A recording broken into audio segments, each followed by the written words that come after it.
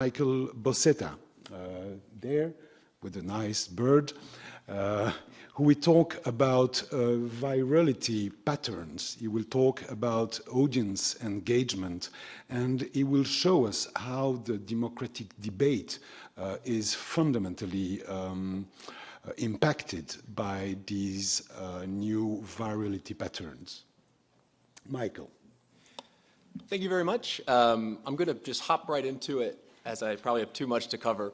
But I'm going to talk about a little bit of the potentials and pitfalls of virality for the political process. And I want to start with looking at social media in 3D. So social media, for a lot of political scientists and political communication scholars, it's like a Rubik's Cube. We don't really know what's going on with it, right? It's a big puzzle. But we tend to think of it in terms of how is it changing vertical power relations between citizens and politicians, citizens and the media, citizens and elites. This is a vertical power balance, right? On a horizontal axis, we look at how citizens are using social media to communicate with each other, how they are building movements through social media. And this is still a 2D model. So the 3D comes in when we look at plug-in technologies that can essentially connect with social media platforms in ways that exchange data and create new services. So every time you log into Airbnb through your Facebook account, that's a plug-in technology. Also, campaigning apps, specially devised canvassing apps that allow supporters to tweet directly from the app, that's a plug-in service. And that's something that we haven't really looked at so much in academia. But if we think about how these three dimensions relate to virality, if you look at the horizontal axis, this is your citizens, it's word of mouth, right? One person shares something to another, to another, to another, and it goes viral.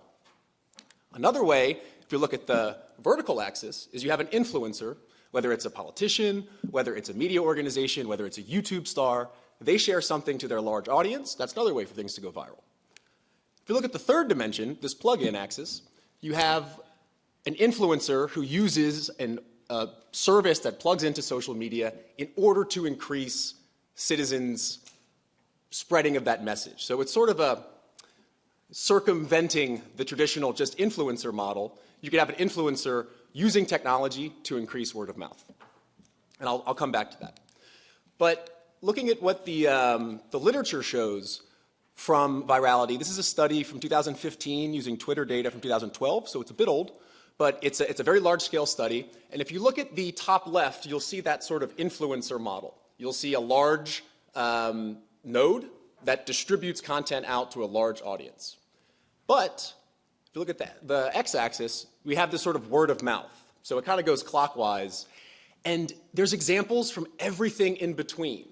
So citizens share things, influencers share things, and almost every combination you can think of in between happens. So there's no one model of virality. So there's no real way to to figure it out as to how to make things go viral. It can be citizens sharing, it can be influencers sharing, it can be some mixture of the two. And this has an effect on how the modern campaign works. So I'm going to provide some examples from the US. The Bernie Sanders campaign, thinking about hierarchical structures, right, this y-axis. You have the official Bernie campaign. Then you have a Facebook group run by citizen volunteers that were activists from the Occupy Wall Street movement. And then at the citizen level, you had the Bernie Sanders Dank Meme Stash, which was a meme repository on Facebook, completely citizen-driven, that would share memes about the candidate. The official campaign coordinated with the volunteer campaign, but not the citizen campaign. But the citizen campaign helped inform the operations of the activist group. So we have a transformation in how the modern campaign works. We have citizens at the bottom, campaigns in the top, and all this is sort of enabled by social media. So this kind of horizontal and vertical axis are sort of converging in the modern campaign. This is some Facebook data that I pulled. This is basically the median or the average number of shares per Facebook post when American candidates were announcing about a year and a half before the 2016 election. So this is very early data.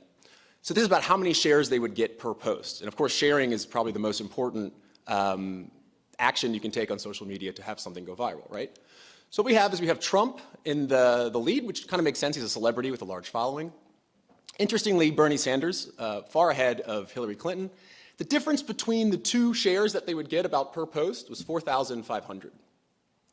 Fast forward 6 months to the primary elections, you have Sanders closing the gap with Trump about 4,000 shares per post in 6 months. How did he do it? The official Bernie Sanders organizing app that was created by volunteers, and I've interviewed a few of them. These are people who worked on Slack remotely across the US. They never met each other in person. These are people who built applications for fast food delivery services like Burger King, and then would use their coding knowledge to contribute to the Bernie Sanders app. So what would happen is users would get a notification when the Sanders campaign would post to their phone, and then they could link directly to social media. So this is that Z-axis I was talking about, the plug-in technology. You can have citizens be alerted that you've posted something, share it automatically, and that increases the chances for virality. It was shared through Facebook, so keep in mind that campaigning so social media is an ecosystem. It's not just one platform. When we look at the effect of this on Twitter, we see that the Feel the Burn hashtag was by far the most used because it had this app running behind it, way ahead of Trump, Clinton, and Cruz. And so I think in academia there's a lot of talk about the politics of platforms and how platforms position themselves discursively by saying that we're a platform, we're sort of not responsible for the content that's on the platform. So they use the term platform to shift accountability. But this line of work is interesting, but the infrastructure, actually how these platforms are coded, is overlooked. And that's very important for virality in terms of what the platform, how it operates, but also what plugs into the platform. So developers can plug into social media with new services that arguably are more functional to campaigns than just broadcasting a message. So if a politician posts on Facebook and doesn't pay to promote that content, it's probably going to reach less than 5% of the audience that that politician has. So they can use plugin services to increase their reach. And it turns ordinary citizens into micro-influencers. I think this is a really important point because there's a lot of focus on big influencers like YouTube stars, but actually who's influential on a platform like Facebook is you to your network. And we know that contacting from politicians doesn't really change people's political opinions. But when a friend recommends a political article or something a politician has said, that does have an effect. So ordinary citizens become micro-influencers in their network. I think that's important to consider. Here are some examples of these third-party plugins. This is an app that was, it's a US company. This is for the Vote Leave campaign during Brexit. And you'll see at the bottom there how citizens can share a graphic directly to their Facebook network through the app, and by doing so, they earn action points. So there's a gamification engine built into the app. Here's an example of a chatbot in the civil advocacy space where there's a chatbot that people can basically take a survey through and give feedback to their representatives.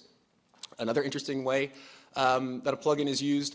And WhatsApp isn't a plugin, but D66 and Grunlinks in the Netherlands have been very effective at using broadcast lists within WhatsApp in the context of local election campaigns in the same way, which is have a list of supporters that you can send a message to that they can then spread on their social networks. So it's this micro-influencer, citizen contacting citizen that I think is really where it's at when it comes to social media. Micro-influencers are willing to give data. They're willing to hand over access to data if they believe in a cause that you do. So this gets around some of the GDPR requirements. Big parties, the sort of center-right and center-left parties will probably get what we call enterprise solutions. So in using these technologies, they will have consultants working with them. But increasingly, these services are called a software as service model where you sign up to have access to the app, but you don't have a consultant that comes with it. So this has the possibility that smaller parties can use some of these technologies effectively. And I think this is really important. So creativity is something that's really overlooked in the social media space, which is, I think, especially in European politics, a lot of politicians and organizations are trying to follow the best practices or some sort of handbook of how to communicate on social media. By the time those handbooks are published, it's probably outdated. Social media is a high-risk, high-reward environment where creativity is what makes things sort of go viral, if anything. It's innovating and experimenting rather than playing it safe. Okay, this is just the same chart I showed you before with outliers taking out. So if we look at actually what it looks like, all of these dots are outliers that we could consider to be viral posts. And what you'll see is that there's one way out here for Hillary Clinton, 344,000 shares. It's a lot of shares. The question is, what made this go viral? And there probably was some paid promotion behind it. It was a very important day. Here's the picture. She also asked to share, which I think is something that might be overlooked. But there's no political content in this picture, aside from Hillary Clinton. So, to get to the potentials and pitfalls, one potential is there's broader inclusion in the democratic process when something goes viral. But at what cost to political knowledge? If this is the type of stuff that goes viral, is this changing people's political opinions? Is it teaching them anything about Hillary Clinton's platform? No. So, there's more exposure, but at what cost? Virality also has the chance to broaden the reach of less established players. So smaller parties, startup parties, might be able to have a voice alongside larger parties. But these tend to be the extremists on the left and the right. So that's kind of a potential for smaller parties, but also what type of parties are we talking about? There's this idea of authenticity that's thrown around a lot. So on the one hand, social media and virality can make a politician look more authentic. But can this be manipulated? Can people fake being authentic in order to grow their social media following? And what does that mean for democratic representation?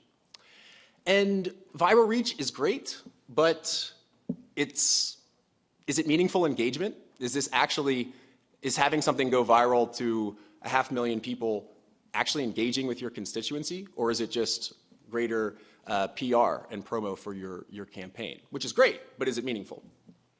I have a couple minutes left, or 3? Perfect. Okay. So looking at engagement, I think what's important to stress is the definition is to participate, but also to become involved in. And I think that's something that politicians should more actively try to do, is actually become involved in someone's life. And I'm basically going to sketch a little rubric of how these third-party plugins can be used. So campaigns can use social media to contact citizens. Research shows this is not effective in terms of changing people's political persuasion. And it also has what I would call the potential for value jamming, where you're just jamming your values on supporters without actually listening to them. But when citizens contact other citizens on social media, that is effective. This is that micro-influencer dynamic I was talking about. So citizens who are sharing your content, your supporters, become your micro-influencers. You can use social media to get feedback from them in terms of how their contacting is going. And then once your micro-influencers have established contact with people who you weren't reaching before, you can start to understand what they want. You know what your supporters want. What does your friends of friends, so to say, want in your campaign? So you can use social media to get feedback from them. You can also use social media to contact them. But you can also get them involved by using, for example, these Facebook Messenger chatbots or other third-party plugins. You can also use them, as we saw with some of these apps, to organize your supporters' efforts. And all of this generates measurable data that you can use and integrate into your campaign. So that's it, and it's a short talk, but I have a podcast you can check out where there's dozens of hours of content and a lot of sort of extra material on these topics. So thank you.